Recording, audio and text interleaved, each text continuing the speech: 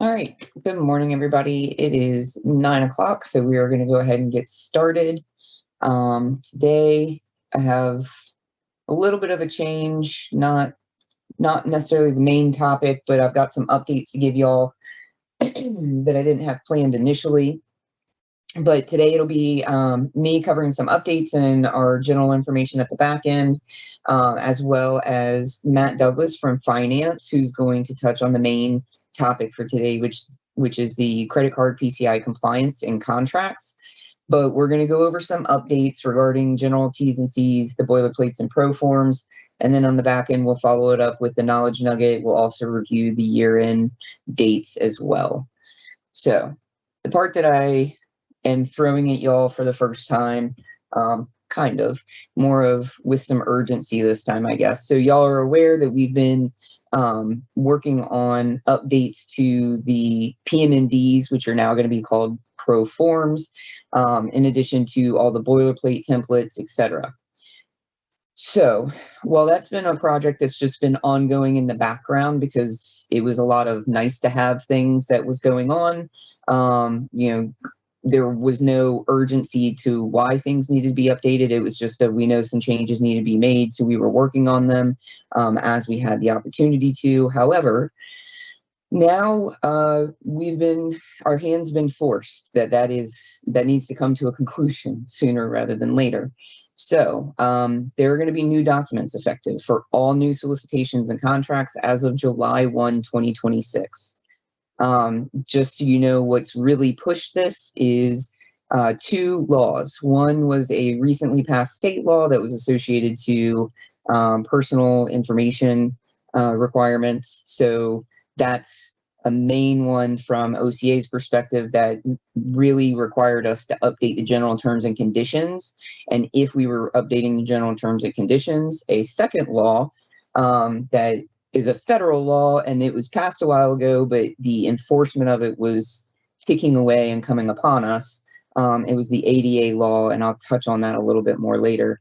But those two laws really pushed us into, well, this is no longer a nice to do project. As we get to it, it became the priority project. So there's a lot going on right now on the shift over to new general terms and conditions.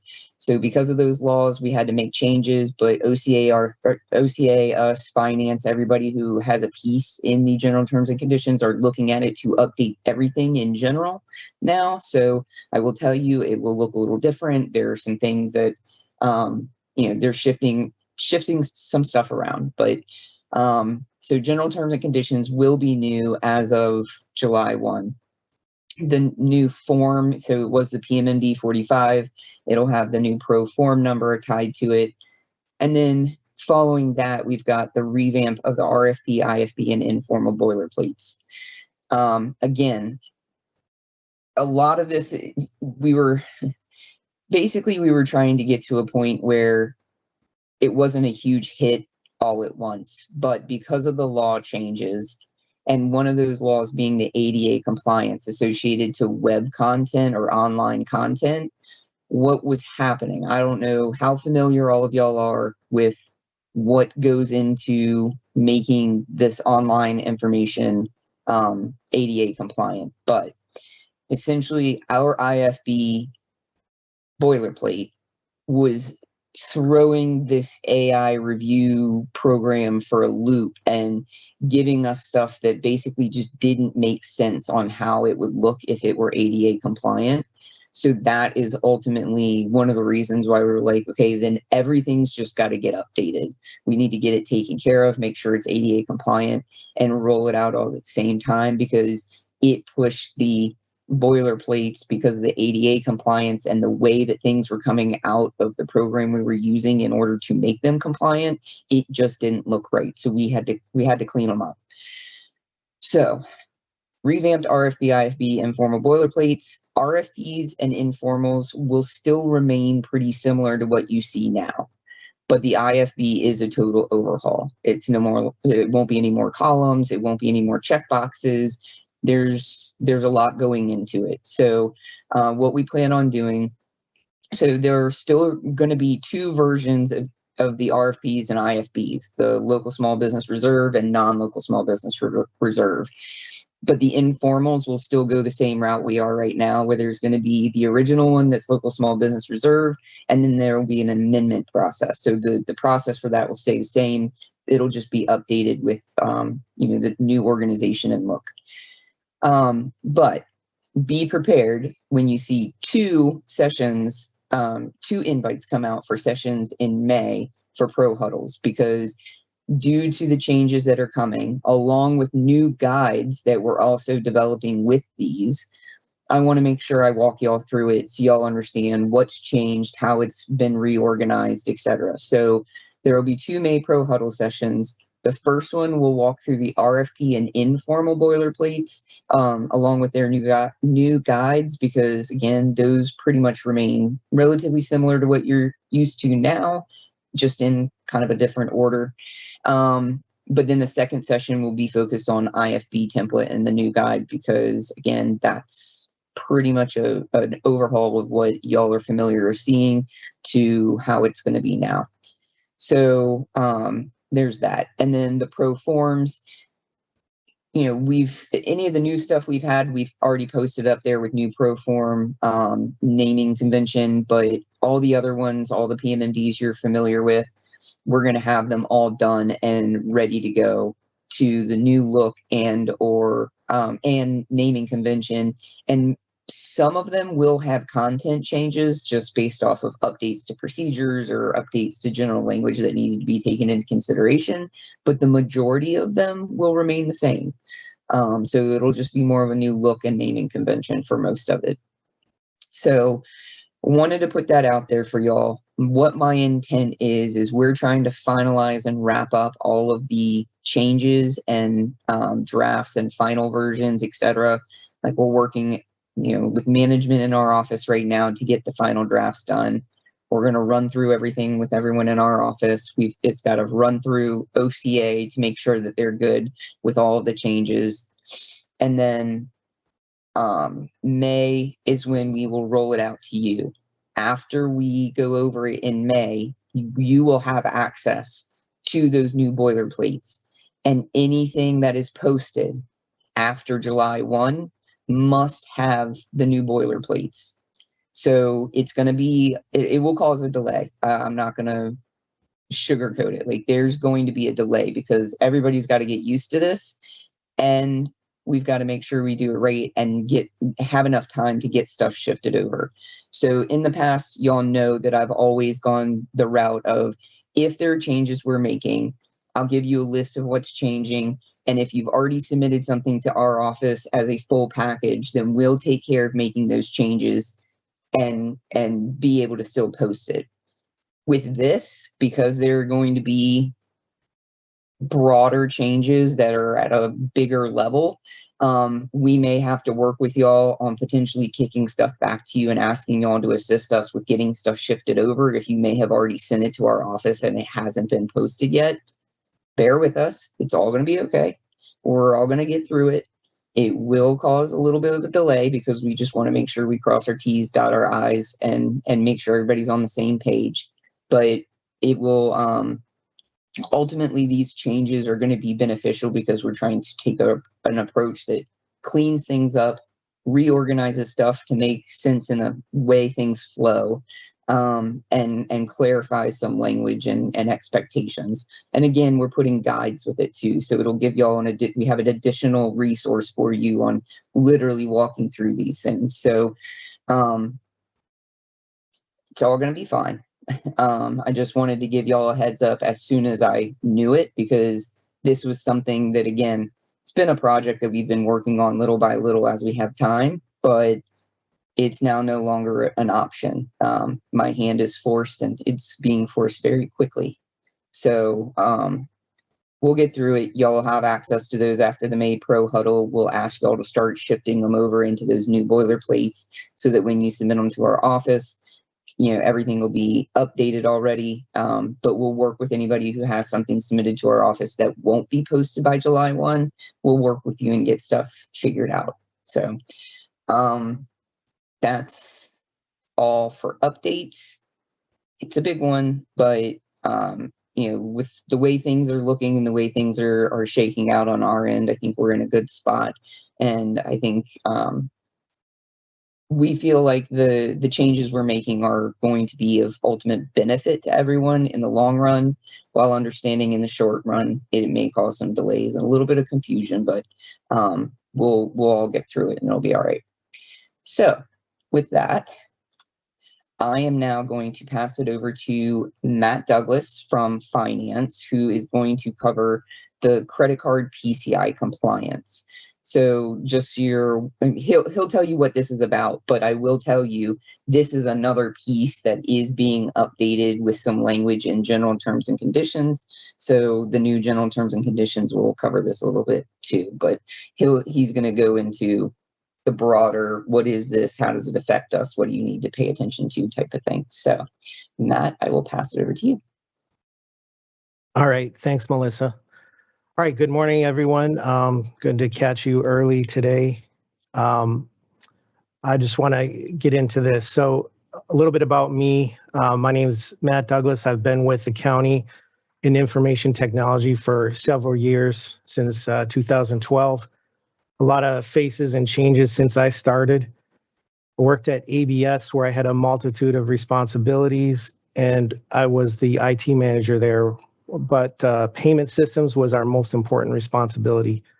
I brought that experience from the private sector, working with hospitality and retail point of systems in the initial days of electronic card processing, right after the old days of using a credit card imprinter, or what some would call a knuckle buster. Since joining finance, I oversee the payment systems for the county and manage our PCI and NACHA compliance, and have developed interfaces for MC Time and other special projects. Before I start, if you have any questions, I'll try and answer those at the end of the presentation. I might have one of my team members track those in the Q&A for me. Jason Abwan, our division chief, he's on the call. And Jim Lynch, who's part of our PCI team. And we do have Brett Hodges, our QSA. He's not on the call, but he's a very important part of our team. So I'll just get into that. Today, we're going to talk about finance IT's role with the county, PCI explained, and what is the county measured on, and how we achieve compliance and reduce our risk.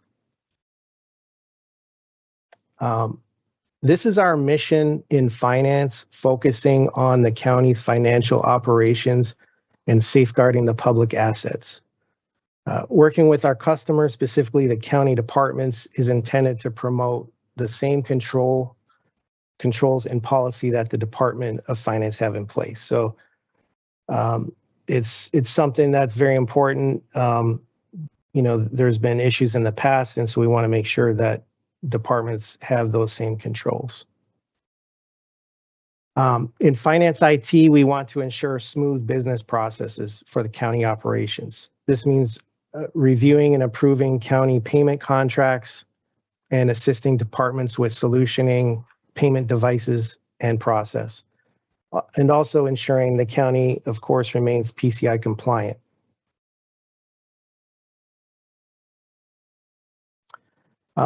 If you look here, here are several departments that accept electronic payments. I'm sure a lot of folks on the call are in these departments. We meet every year with them to discuss their programs as it relates to PCI and their efficiencies of payment collection. So there's some support challenges in that. A lot of departments have different systems, different platforms, different vendors. And some have on-premise point of sale, some have on-premise devices, some are just purely online, so just an e-commerce link. And we deal with different hardware and multiple contracts. And in the past, we've had multiple credit card processors. It all provides challenges for us as a county. Here are some examples of how we assist departments, okay? Some real world examples. We help identify the systems they need with each of their processes. We watch the payments and manage access as needed. We help identify approved devices. We handle the project management with our credit processor. We also troubleshoot issues with the department, okay? And we assist with contract language, and we do our annual assessments. All right. I'm gonna go to the next slide. A lot of times things can go wrong, right? So I'm gonna bring up a few examples. Solutions do not work as expected. Testing did not occur, or we missed components. With timing, project timelines slip. Service outages, the processor may not be responding, or the county network is unavailable. And in my case this morning, the power was out in my whole neighborhood, since 2 a.m. and it's probably still out. So that's you can't control that. You have equipment failures. Credit card equipment, point of sale systems can fail. And you have third-party bad actors using our network for their advantage. In some cases, they have credit card testers which test, thousands of cards a minute, trying to identify what's a good card and what's not. So that can happen. And then you have man-in-the-middle attacks where hackers are operating on unsecured networks, on our Wi-Fi networks. Now, it could be in a county facility, but that's possible.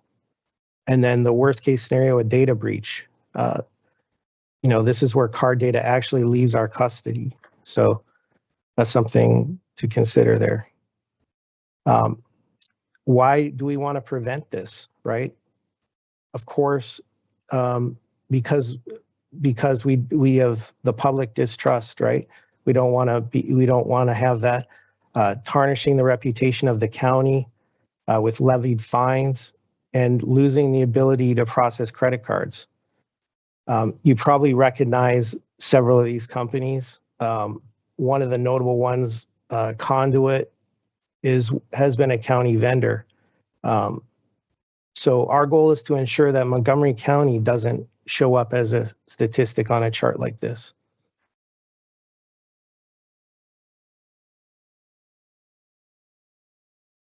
And most of these issues can be prevented, right? Now, when solutions do not work as expected, we're gonna help the departments follow an established testing methodology. Testing is signed off on before implementing. Timing. We have a project management team working with JP Morgan and Paymentus to stay on task and assist departments with their objectives. For service outages, we have an established service level agreement with our banking and credit card processing to ensure 99% uptime. We have language in our vendor security addendum that will assist departments with making these requirements part of their contract. Equipment failures, we have service level agreements in place for quick delivery and replacement, right? And when we deal with third parties, we monitor for those activities, and we're always looking to make sure that we have the latest security patches in place. If there's code that has been deprecated or needs to be replaced, we're actively pursuing departments to get that updated. And then man-in-the-middle attacks, it shouldn't happen on county networks if we follow the county Wi-Fi policies, county network policies, and we adhere to our PCI standards. In data breach, what we do is we reduce scope, which I'll talk about more, and basically card data does not even traverse our network nor our devices, right? So if we don't have the card data, we can't lose it. When things go the right way, right? This is what our revenue has been for several years in the county. The county has consistently been well north of 200 million in credit card transactions since COVID, there's been, increased online transactions.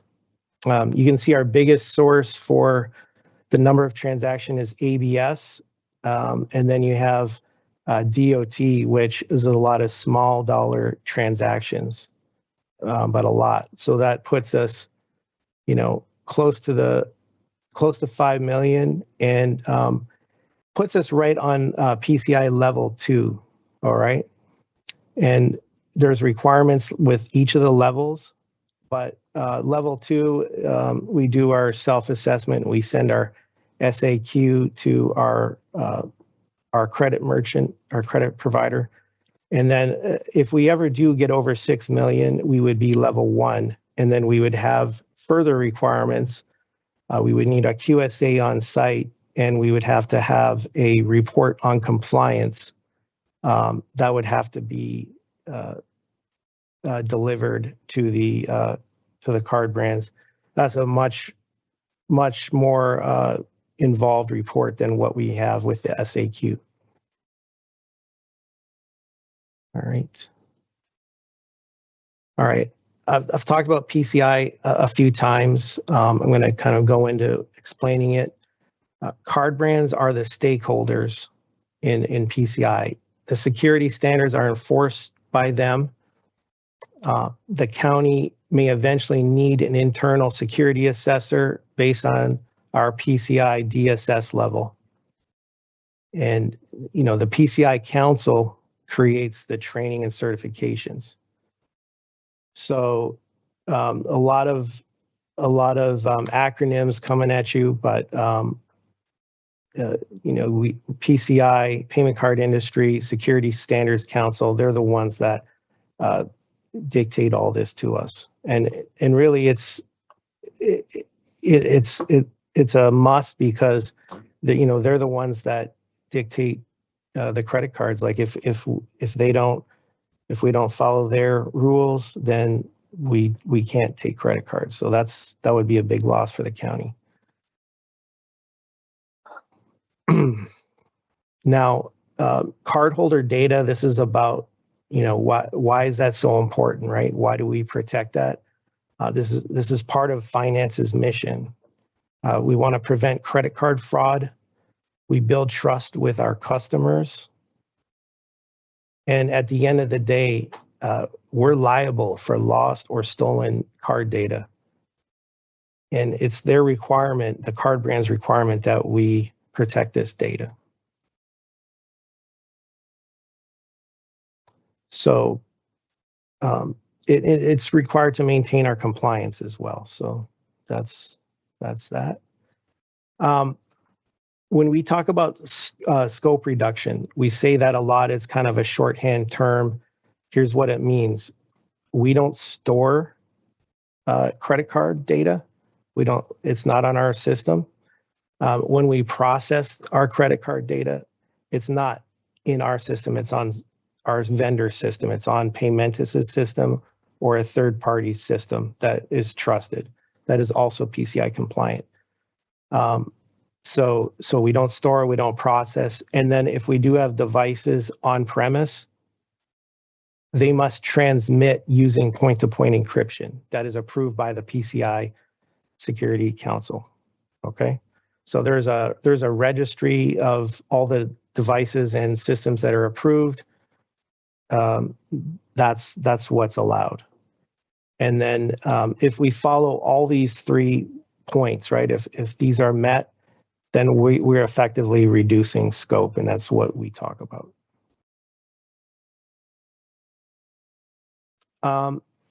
So here's basically our current roadmap of what departments are being assessed every year. So our annual assessments start in February, March, and we get assistance from our consultant, who's a QSA, Brett Hodges, and we assist with determining the applicability of a control that they have. So we set up interviews with each program manager and functional technical staff with each department. We review their environments, initiatives, and upcoming RFPs. And an SAQ is completed for each department. So you can see several, multiple departments have different SAQs. The simple ones, just the online, the basic online forms are going to be typically SAQ-As. When you're dealing with devices, point of sales, those are going to be SAQ-Ds or sometimes SAQ-P to PE. And departments are going to have multiple avenues of revenue, right? So they're going to have potentially 2 or 3 of those. And then there's going to be a few departments that we have, and big ones that come to mind are Department of Recreation, for example.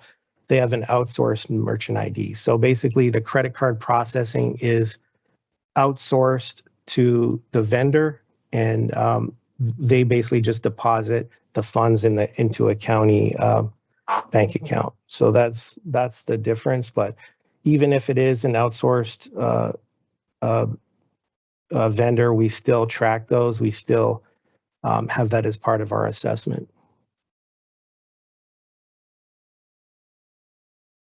And so, why do we review this?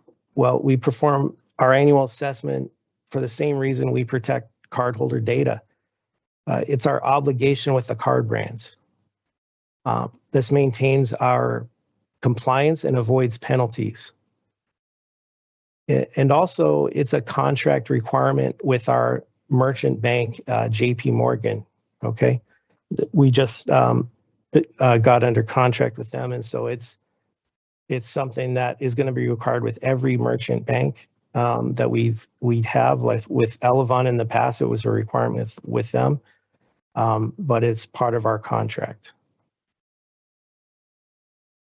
And then, for roles and responsibilities, one thing that we do on the finance side to help departments is we maintain a SharePoint site with our PCI security information and the tools. We review credit card solutions to ensure the departments are PCI compliant and aligning with our JPM contract. And we also, I just want to stay on this point. There's been a few, at least one contract that kind of got by and didn't have the PCI language. So we just want to make sure that all departments are aware of the importance of including finance in a review of your payment contract. And if you're not sure if there's a payment avenue in there, because it's not always clear, because sometimes maybe it's not part of your initial scope or it's a future plan, still provide us the contract and we will review. We can figure out fairly quickly as to what is missing or not. We also conduct our annual PCI assessment, and then another thing we do is we manage the merchant card account. So like if departments need access to JP Morgan's tools or for MIDS, and they have like a few people that manage the program, we have our cash management team will typically set that up. Melody Falaki in cash management is very good at that. And from the departments, we expect a few things. We want you to be aware of our PCI requirements. Departments need to maintain their own PCI documentation. There's a self-assessment questionnaire, which is part of our assessment. And we always go through that every year with them. They're not going to fill it out blindly by themselves, but it's there, and we need that completed. We need someone to take the lead at the department level for each program. So that's there. We also want departments to understand the PCI policy, and then just like the county must do an attestation of compliance, so like we must attest at the final report. That's Jason Abuan's role in doing that. We expect each department to do the same attestation for their program. And then another one is we want departments to submit reports and reconcile credit card transactions. This is just basic credit card management. Just manage the chargebacks and refunds, but sometimes it's not always getting done. And so it gets handed back. Our Melody in cash management, who I just mentioned, will oversee that and make sure it's getting done. And then we want to make sure that the departments participate in our annual assessment.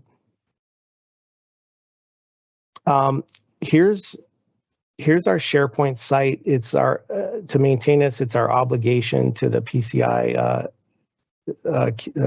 Security Standards Council, and we want to make departments aware. So if on our finance SharePoint site, if you can navigate there, there's a payment solutions section, and if you go in there, we've got our guidelines for accepting electronic payments.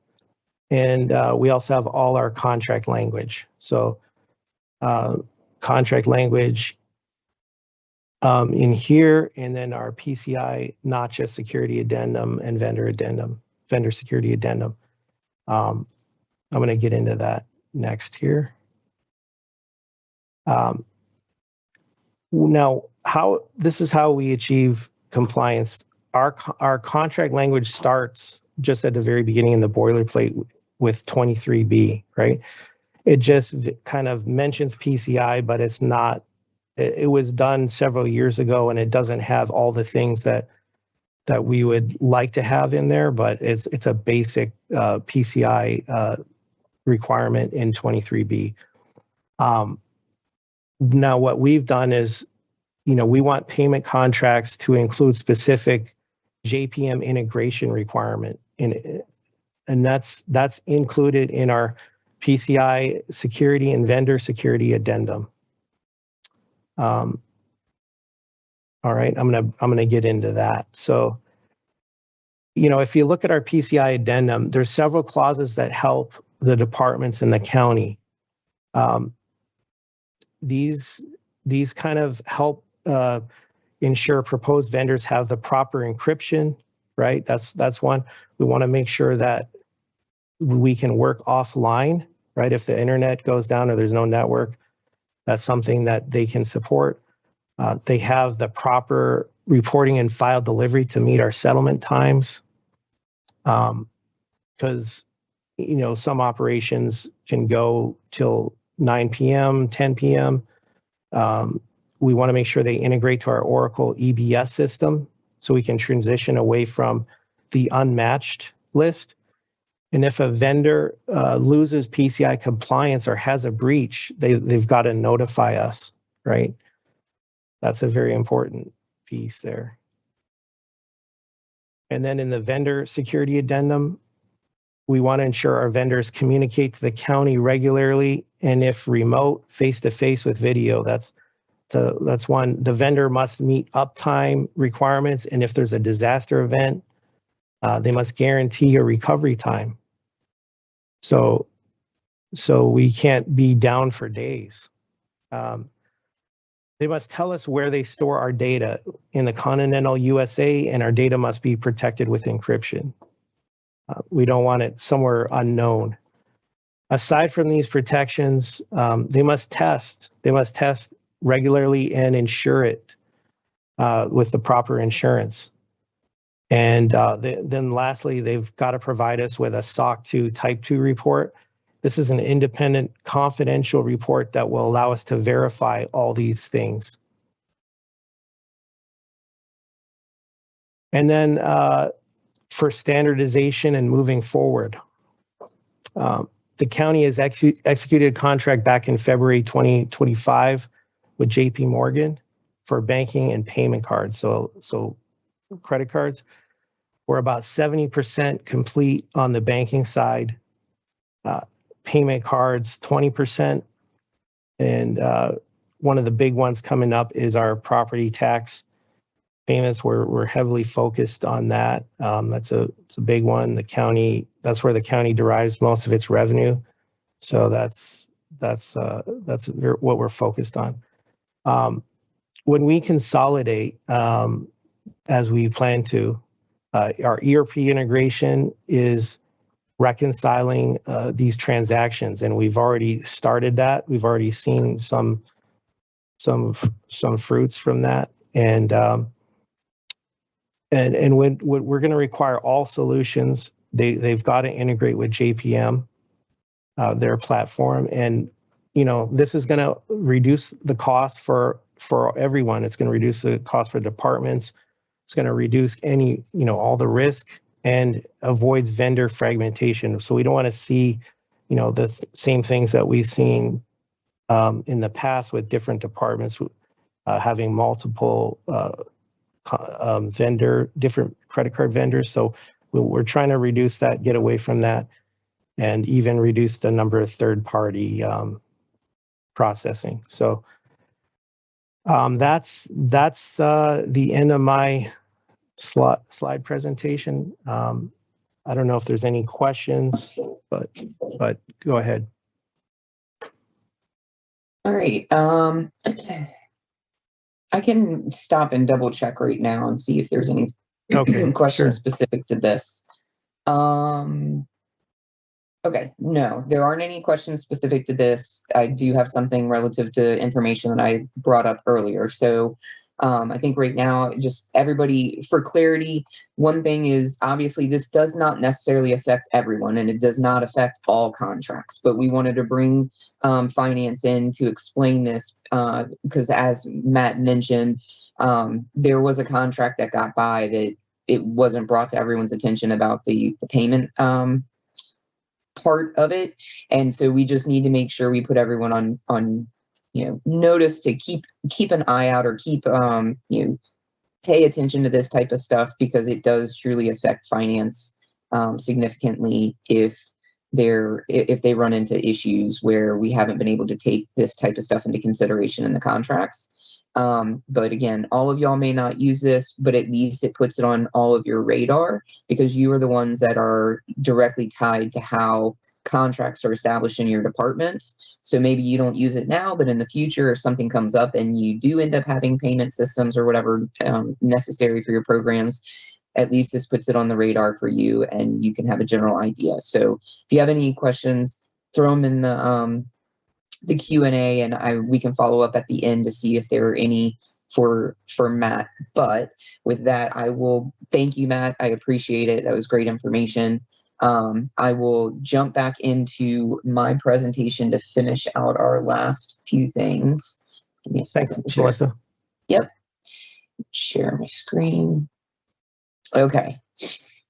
So back to this quick review of where we are now with the end of the fiscal year and the dates that we have associated to it. So everything in April is gone. Our next date is Friday, May 15th, which is the last day to approve any requisitions for FY26 operating funds. For clarity, to make sure we're all on the same page, can you create requisitions after that? Sure, you can. However, if you choose not to get all your requisitions done by May 15th, then there are additional steps that have to be followed. And that's dealing with OMB and potentially the CAO the further and further towards the end of the fiscal year you get. So if you want to just be able to ask for a requisition and as you normally do and have that by the end of the fiscal year, then great, do it by May 15th. Otherwise, it has to go through additional steps, which has been presented to y'all in the year-end training. You should be familiar with it. At the end of every year, there's an OMB review process, and then at a certain point, the DCAO will get involved to review stuff. And I can't remember off the top of my head exactly what those dates are, but it's a date in June. But just be aware of that. So May 15th, do all of your shifting and evaluation of your budgets now and try to get your requests in prior to that, so it just goes as smooth as possible, similar to what you're used to now. Then the 5 days after FY27 budget load, again, we don't know exactly what that date is, but usually it falls sometime mid-May-ish or beginning of June-ish. So we just put it in there as an asterisk to say, hey, once that does drop and that is available, then you have 5 days after the budget load is to be able to get your renewals and amendments done in FY27 delivery orders against existing contracts and change orders for the effective date of July 1 or the month of July. So if you need something as soon as we hit July 1 for FY27, it's get it done within 5 days after budget load, and we will guarantee that you have that as of July 1. Again, operating dollars. Just again, making sure everybody knows we're talking about, the operating dollars of fiscal year 26 and going into 27. Give me a second, okay, thank you, Karen. Karen just pointed out. So May 15th is the last day without having to go into the extra step of OMB review for RQs. And the date that I couldn't remember was June 5th. After June 5th, if you haven't done RQs, it will not only go through OMB review, but it will go to the CAO for approval before it comes to us to be created, the PO be created. So FYI. Then your June 17th, last day to request to liquidate FY26 POs. I'm going to touch on that in the knowledge nugget a little bit more. So then on Wednesday, June 24th, that's the last day to submit any of your FY26 actions or FY27 that you need in the month of July actions. Again, we've set that date in place so that our office has a little bit of a buffer in case something's wrong with the submission or we don't have enough information or there's something incorrect that needs to be corrected.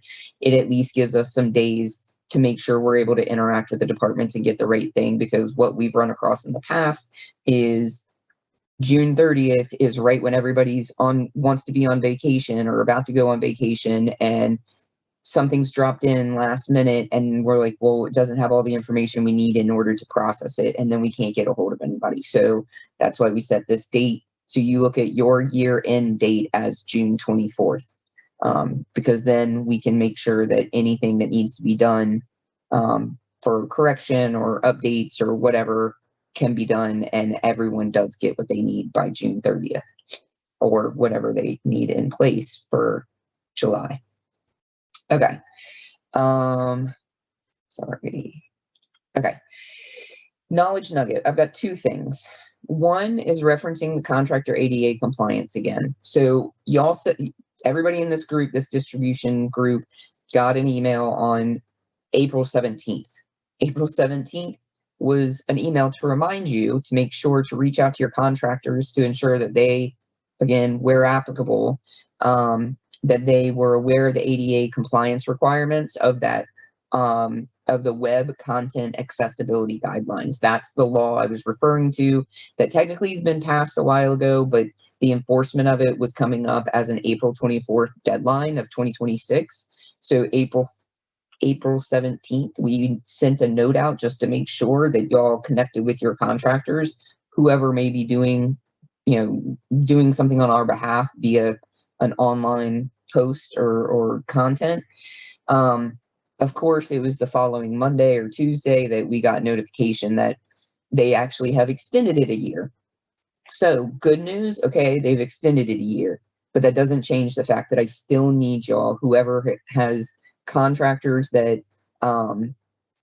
host some sort of content for us, either on a website or an app or whatever, y'all need to make sure that they're aware that the requirements of them to comply by April 2027 is still necessary. And so they have to comply to the web content accessibility guidelines, just like we have. I don't know who all's been involved in making sure y'all's website and your content is up to date, but it is no small feat. It is an effort. So please make sure your vendors are aware, because they have to meet the same standards. And then year-end liquidations. So I want to note on this, because this is something that finance brought to our attention. So to provide some clarity as to what should be considered about the liquidation requests. So the date we have of June 17th is basically saying the last date for guaranteed liquidation requests, because all of this stuff is a matter of, we've set dates of, if you get it to us by this date, we will guarantee that you will have X, Y, or Z. But if it's after that date, we will try to get to it. We will do our best, but there's no guarantee, because our volume, the workload volume of what we are dealing with right now is significant. Okay. So that's what the June 17th date is. Can liquidations be done technically between June 17th and June 30th? Yes, they can. So I'm not going to pretend like that's not the case, but we set June 17th to make sure you'll understand that if we set that date, then it gives us time to make sure that we're able to meet all of the different things that people are requesting during that time frame. But what I will say, and this is the clarity that came from finance, is under no circumstances will our office process any FY26 liquidations after June 30th without finance approval. Reason being is that my understanding is that there are times that people try to liquidate, and we'll go with this fiscal year, right? So say it's July of 2026. So we are in fiscal year 27. And you're trying to make something balance out for your fiscal year 26, and you realize, well, I have this outstanding PO, I can just liquidate it and it'll balance my, my thing. And we're already in July. If you liquidate it after June 30th, it goes into the following fiscal year. It doesn't balance out your balance sheet, basically, for FY26. So it has thrown them off on how they have, like, the way that the numbers fall, basically. There's a reason why I don't work for finance. I can't get into technicalities of how the programs work, what their systems do. But we're just at a point now where, to eliminate a lot of those issues, where we may have in the past been like, sure, we'll liquidate it because the department asked us to liquidate it. No, there's reason not to, because of how it affects finances processes. So our office, unless you are able to show us that finance gave the approval to liquidate, and sorry, one other point of clarity, this is like individual liquidations. If you have anything to liquidate and you just want to let it sit until mass liquidations, fine, that's cool. That's what finance handles. They take care of that. It's the individual liquidating of this PO or this PO or that PO. That's what we won't do after June 30th. So please just be aware of that, because it's an effort to help y'all understand how the money lands when you liquidate at a certain point, but it's our effort to try to help finance eliminate some of the confusion that apparently goes on between July 1st and mass liquidation, where people are trying to balance out budgets, and ultimately it's not doing anybody any favors. So that's your two knowledge nuggets. Upcoming pro huddles, I mentioned May will be a part 1, part 2. Y'all will see invites coming out for that. One will go over the new RFB and informal. The other one will go over the IFB. We'll cover the guides in each of those. And then future ones are the encumbrances and liquidations and vendor and contract administration scorecard. Our events, we just had our vendor summit last week. Thank you to all the departments who participated in that. I can tell you one thing that we often get as a response or as comments from vendors is that they really appreciate departments being there, because that gives them an opportunity to actually see someone face to face and ask, hey, what are your typical needs? Should I keep an eye out for stuff that you do? Like, it just gives them an opportunity to interact. So thank you to the departments who participate. To any departments that may not have participated in the past but are interested, please let us know, and we will keep you on our list to notify for those types of events. But that was done last week. That was great. However, our other events is we always still have our procurement online open house every third Wednesday from 10 to 11. You're welcome to join those. It's open to the public. I mean, that's where the vendors jump on and just ask questions. We usually have we typically have a topic, but there are times that are just general question and answer sessions, etc. So with that, I will stop. I'll stop sharing my screen and ask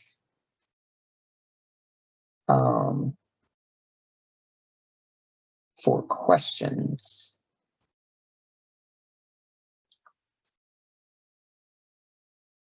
All right. Grace, I think I've got the questions because I was able to pull it up. All right. So one question, should we hold off submitting packages to Pro? Okay, that is relative to my initial updates about the new boilerplates.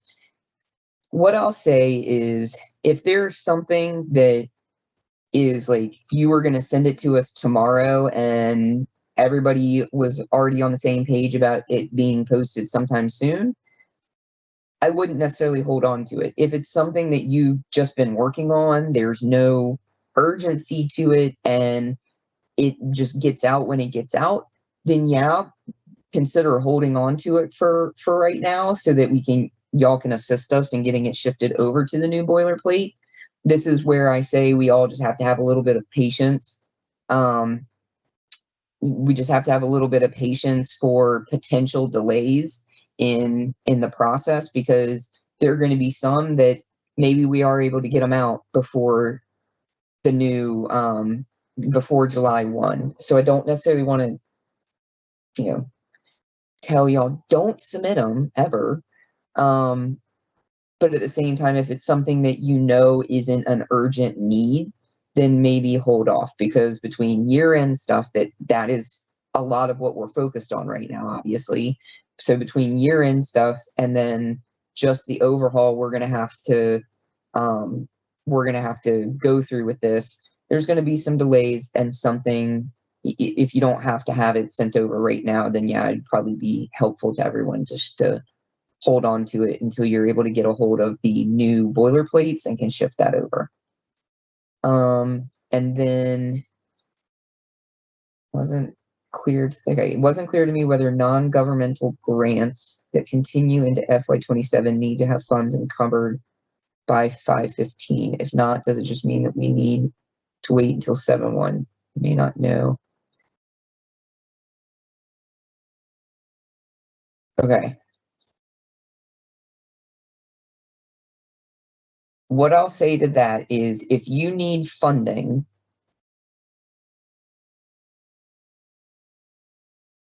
sorry, I'm just rereading it, making sure that I continue to FY27 need to have funds encumbered by 5/15. No.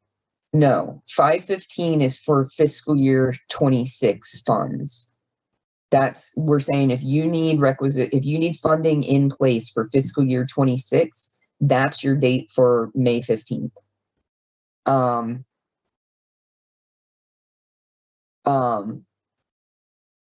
But if you need something for 7/1, that's where I had the asterisks of after budget load. That's when you would go in and you have 5 days after budget load, whatever day that is. You have 5 days to go in and put in your requisitions for starting July 1, because that's after FY27 is loaded. So you wouldn't be able to do anything May 15th. Does the 5/15 date apply for CIP? No, this is associated to operating dollars, because operating is what just absolutely shuts off. So it's requisitions for FY26 operating dollars need to be in by May 15th. If you have CIP funds you need in FY26, then yeah. But typically the heavier or the urgency associated to this is more on the operating dollars, because if you don't get them, they go away, versus CIP, people are able to roll them over. I hope that answered the questions correctly. Okay. Matt, I don't see any questions relative to PCI stuff, so I guess you're off the hook. You did a great job. But I will just say to anybody, if something comes up in the future where you are anticipating any type of payment system or payment on behalf of the county, whatever the case may be, through a contract, please get in touch with finance on the front end of things to make sure that you are covered with what they need. But otherwise, I answered all the questions that are there today. I know I threw a lot at you at the front end of this because I know that's going to be a big change. But again, we'll be all right. We'll get through it. It'll all be good. And I'm optimistic that y'all are going to see the purpose and intent behind the changes we've made in the boilerplates and everything, and understand that in the long run, it'll be helpful to us. I'm not really excited about the how fast this is having to happen, but we're going to make it work, and we'll all have some patience with each other about it. So thank you all. I appreciate it. Have a good, today's Thursday, so have a good weekend and the remaining of your Thursday. See you next month for the new boilerplates. Thanks.